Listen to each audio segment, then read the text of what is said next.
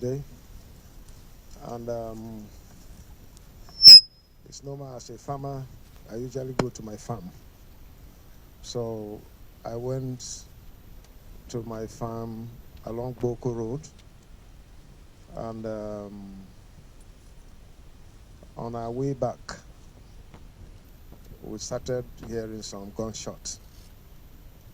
We discovered people who were dressed in black, and from our experience, it was very clear that these are Fulani militia men, bandits.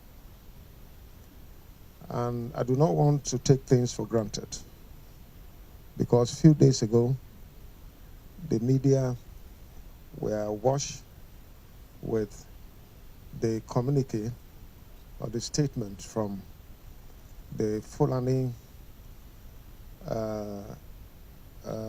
Mayatiala, who met in Yola. That is where they met in 2006, and decided that they must take Nigeria as their country, and every other person living here must be slave. That was why they started infiltrating the entire country. And they came out with a statement. I was alarmed, singling me out as the only person who is creating problems for the entire Fulani race in this country. It was quite disturbing. And behind the scene, I also heard that in the meeting, I was targeted for elimination. This was the information I got. And they will go after me, whether in my home or in my farm or wherever they get me. And this is not the first time. I had intelligence before that these people said they were going to kill my security aides and then capture me alive and give me gradual killing.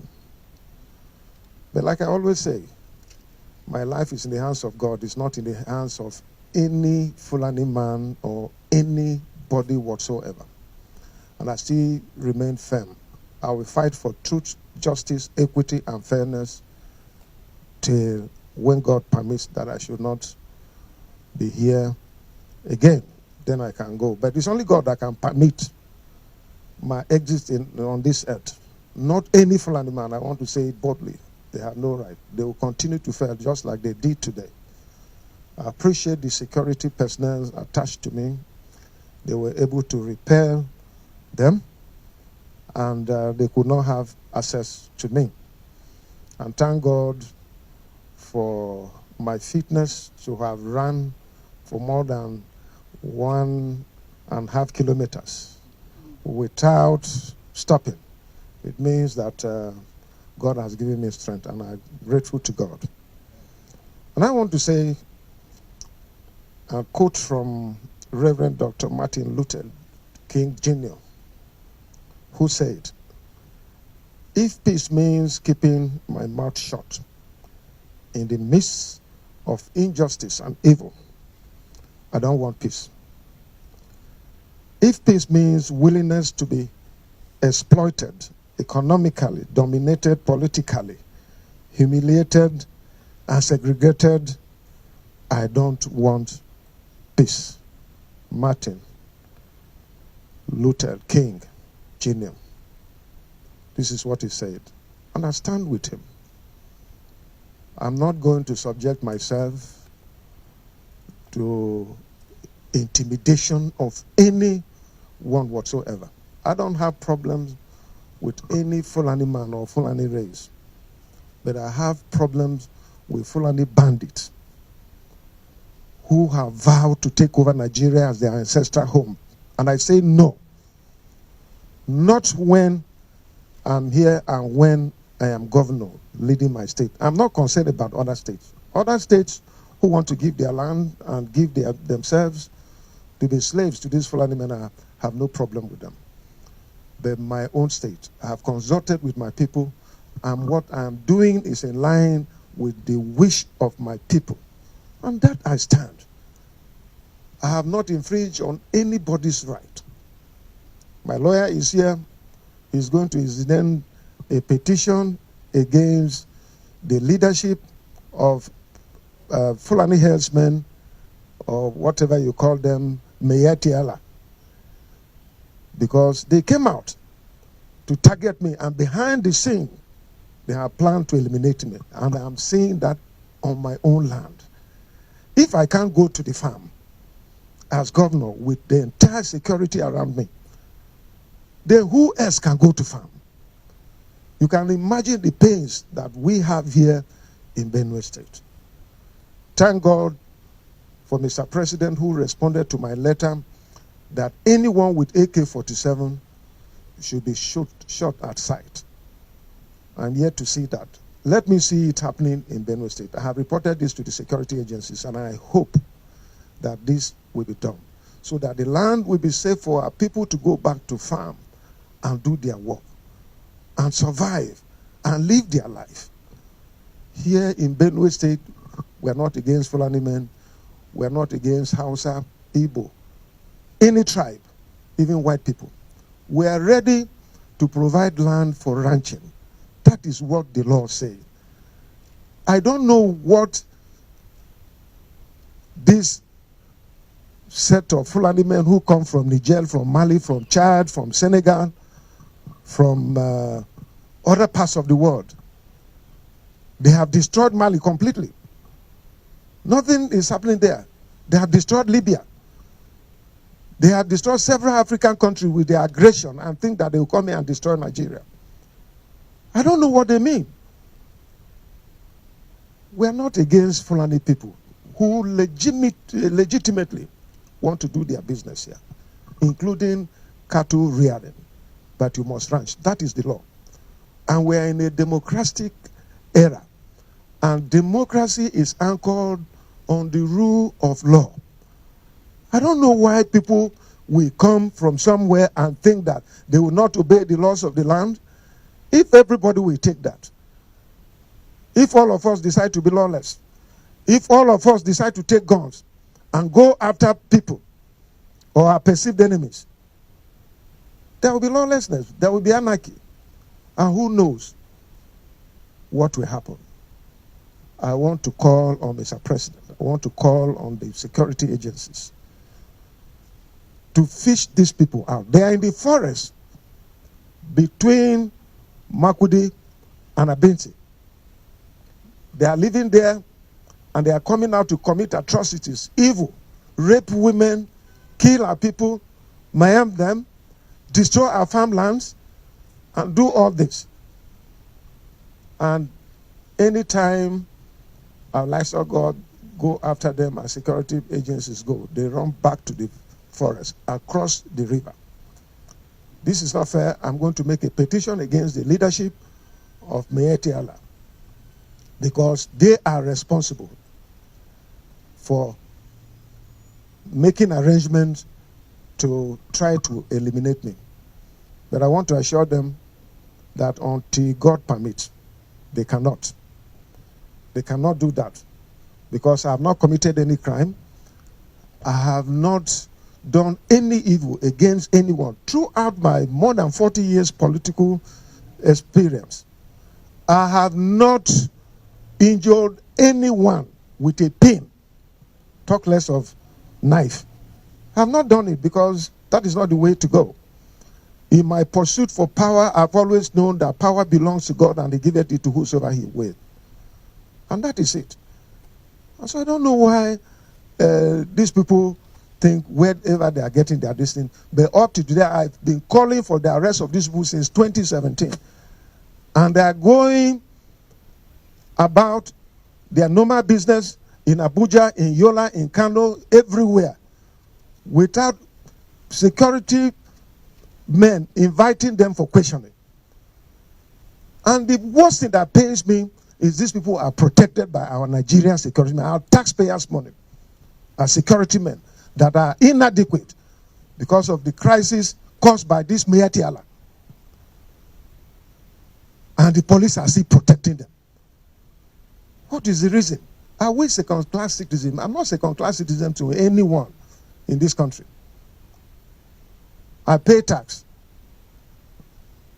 just like any other person, and I'm law-abiding, and I hope that the security agencies will question these people, why they should single me out in their Yola meeting and behind the scene giving orders for me to be eliminated, and I have seen the result today.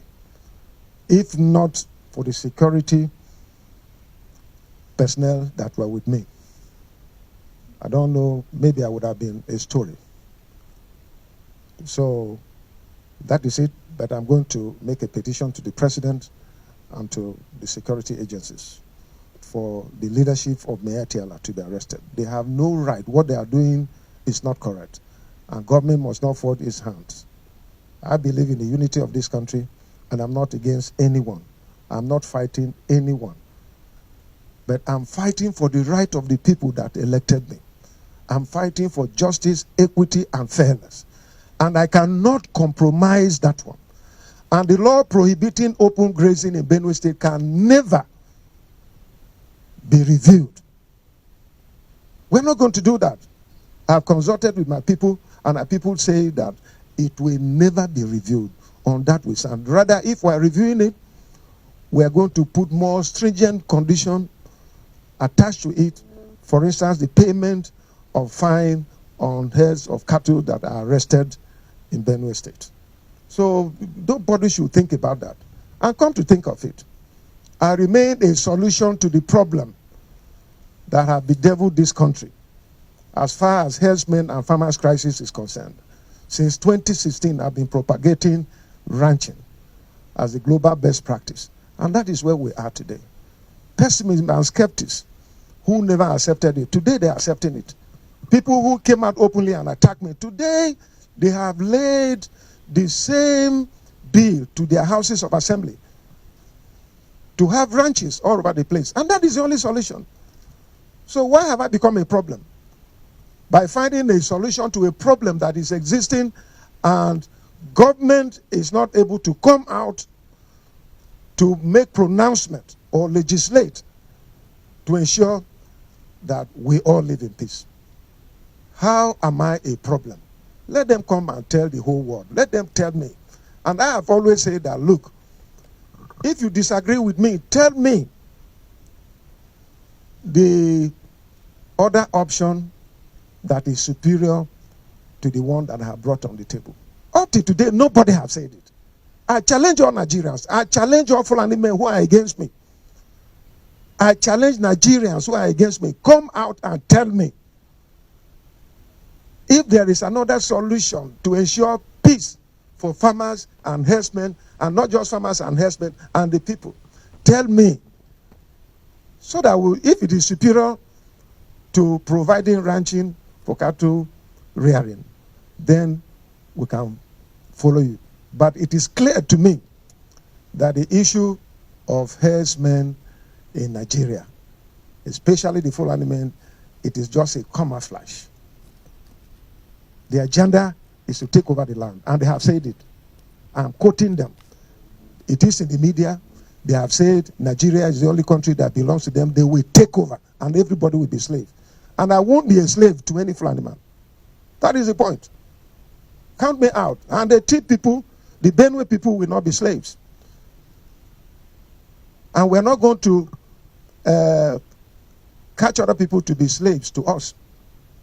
Live and let's live. Democracy, freedom for everybody. Everybody should be free to express himself, to associate with everybody and do your business. That is all. I don't know why. And I want to commend my colleague in Ekiti State, who came out yesterday clearly as the chairman of our governors forum to say that this government have failed. It's not about APC or PDP or anything. This is not politics. My respect to my chairman, governors forum. That is the truth. The Bible says you shall know the truth and the truth will set you free. And so for him as an APC member to come out and say this, because if it were another governor from another party or myself coming, they will say we are playing politics. But Fayemi came out clearly and said that this government had failed. Providing security, this need. Everybody is running all over the place. Traditional rulers, governors, politicians. If I'm not safe in my own state, then who else is safe in Benue State? That is the question I'm asking. This is the painful aspect. So it is very serious. I appreciate President Buhari for coming out to give the shoot outside order with people carrying AK-47. That is one. I appreciate him for coming out to also say that the border in Nigeria should be strengthened. That is the second point I raised in my letter. There are other 10 points that are still pending. Let him address all these ones too, because if he wants this country to be together and ensure peace for all those issues must be addressed. All these issues of kidnapping and all that are brought here by Fulani men. Nobody should shy away from saying it is bandits without calling those Fulani men. Yeah, we have two people who are criminals. Ghana was a criminal. We never shared away from him. He was a thief man. There are still criminal elements within the state. And there are two people, there are dormant criminal elements. We know them, so we shouldn't shy away from them. Why should we not talk about Fulani bandits who are terrorizing everybody in the forest, and now they are here, and even inviting Boko Haram to join them to create problems here for us. So it is clear there's no other person, and they have not hidden it. They have come out to say that yes, they were brought in, so the people should settle them. We are begging the federal government, if they brought them, they should settle them to go back to where they came from, so that we can have our peace. What kind of a thing is it? Even if it means taxing all of us to settle them to go away, so that we can go to farm. If I can't go to farm, who else can go to farm in Benue State? So that is the challenge. Thank you very much. About what time did the incident occur? And we were there. Was anyone injured in your convoy? This was around 11 o'clock. 11 a.m. Nobody was injured. Like I said, my security men took them up and were able to repel them. So they went back. As I talk to you, Operation Wise Stroke is on them. The police are there, the SS are there, all the security. We have to call for reinforcement.